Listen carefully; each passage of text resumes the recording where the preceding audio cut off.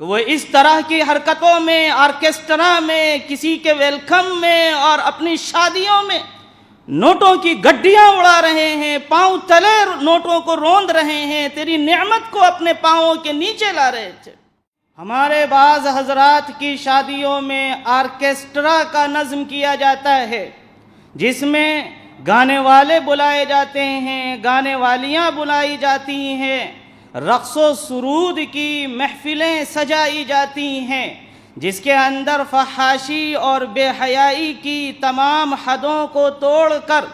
ان ناچنے والیوں کے ساتھ بعض لوگ ناچنے لگتے ہیں، ان کے اوپر نوٹوں کی بارش کرنے لگتے ہیں، ان کے اوپر گڈیوں کی گڈیاں اڑانے لگتے ہیں۔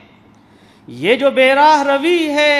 ہماری قوم کے بعض افراد میں، یہ انتہائی تشویشناک ہے کہ کس طرح ایک بڑی تعداد انسانوں کی خود ہمارے شہر میں ایسی ہے کہ جنہیں رات گزارنے کے لیے ان کے سروں کے اوپر چھت نہیں ہوتی، اور ہمارے علاقے میں، ہمارے آس پاس جو حضرات ایسا کرتے ہیں ان کو دیکھنا چاہیے کہ کتنے لوگ کرائے کے گھروں میں رہ رہے ہیں، جن کو کرایہ دینے کے لیے پیسے نہیں ہیں، جن کو اپنے بچوں کو 2 وقت مناسب غذا دینے کے لیے، مناسب کھانا دینے کے لیے پیسے نہیں ہیں۔ بچوں کی بڑی تعداد تعلیم سے محروم ہے۔ کتنی بڑی تعداد ہماری مسلم بچیوں کی ہیں جو اپنے گھروں میں شادیوں کے انتظار میں، رشتوں کے انتظار میں عمر کی دہلیز پار کرتی ہوئی جا رہی ہیں۔ وجہ اس کی یہی ہے کہ ہم نے شادیوں کا جو معیار بنا دیا ہے، شادیوں میں اس طرح کی چیزیں لا کر ہم نے شادیوں کو اتنا مہنگا کر دیا ہے کہ ان بچیوں کے بابا کے پاس، ان کے والدین کے پاس اتنی دولت نہیں ہے، اتنا مال نہیں ہے کہ وہ اپنی بچیوں کے ہاتھ پیلے کر سکیں، وہ اپنی بچیوں کے ہاتھوں میں مہندی لگوا سکیں، ان کے خواب کو شرمندہ تعبیر کر سکیں۔ جن کی تقریبات کے اندر اس طرح کی غلط حرکتیں، غیر شرعی حرکتیں، بلکہ غیر انسانی حرکتیں ہوتی ہیں۔ دوسری طرف یا اللہ، آپ نے اپنے ان بندوں کو دولت کی اور نعمت کی اتنی بڑی تعداد، اتنا بڑا انبار ان کو دیا۔ یہ بچیاں جو بن بیاہی بیٹھی ہیں، جب ان کو خبر پہنچتی ہوگی کہ آج کسی مالدار کے شہزادے کی شادی ہوئی ہے جس میں کروڑوں روپے خرچ کیے گئے، جس میں قسم قسم کے کھانے کھلائے گئے، اتنی ڈشز تھیں کہ ہر گیسٹ ہر ڈش کو کھا بھی نہیں سکتا، جس میں نوٹوں کی بارش برسائی گئی، جس میں اتنا خرچہ کیا گیا، ان بچیوں کو جب اس طرح کی شادیوں کی خبریں ملتی ہوں گی،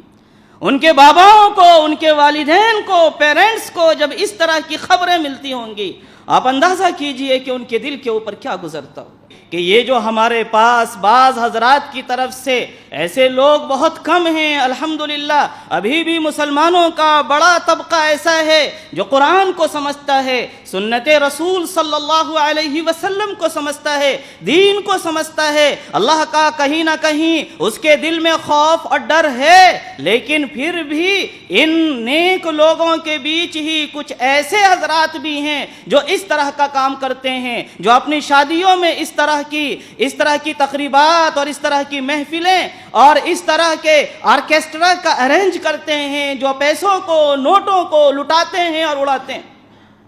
اور اگر اللہ نے ہمیں نعمت دی ہے، اللہ نے ہمیں دولت دی ہے، تو ہمیں اترانا نہیں ہے، ہمیں اکڑنا نہیں ہے۔ یہ بھی ہمارے لیے ایک امتحان ہے۔ اس طرح کے جتنے بھی پروگرام ہیں، جتنے بھی فنکشنز ہیں، تقریبات ہیں، ہم اپنی حد تک اگر ہمارا اثر و رسوخ ہے تو ہم اپنے اثر و رسوخ کو استعمال میں لائیں اور ان پر دباؤ ڈالیں کہ اس طرح کا کام وہ نہ کریں، اور اگر ہمارا اثر و رسوخ نہیں ہے تو کم از کم اس طرح سے ہم ان کا احتجاج کریں کہ اس طرح کی تقریبات میں ہم شریک نہ ہوں۔ ہم پہلے ہی کہہ دیں کہ اس طرح کی جو تقریبات ہیں ہم اس میں شریک نہیں ہوں گے۔ یہاں پر ایک مغالطہ ہوتا ہے بعض لوگوں کو کہ بھائی کی شادی ہے، خالہ کی بچی کی شادی ہے، فلاں بچی کی شادی ہے، رشتے کا معاملہ ہے، صلہ رحمی کا حکم تو اللہ نے دیا ہے۔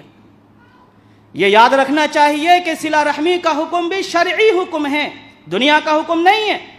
सिला रहमी का हुक्म भी शरई हुक्म है, और इन गुनाहों से बचना ये भी शरई हुक्म है, ये भी अल्लाह ही का हुक्म है.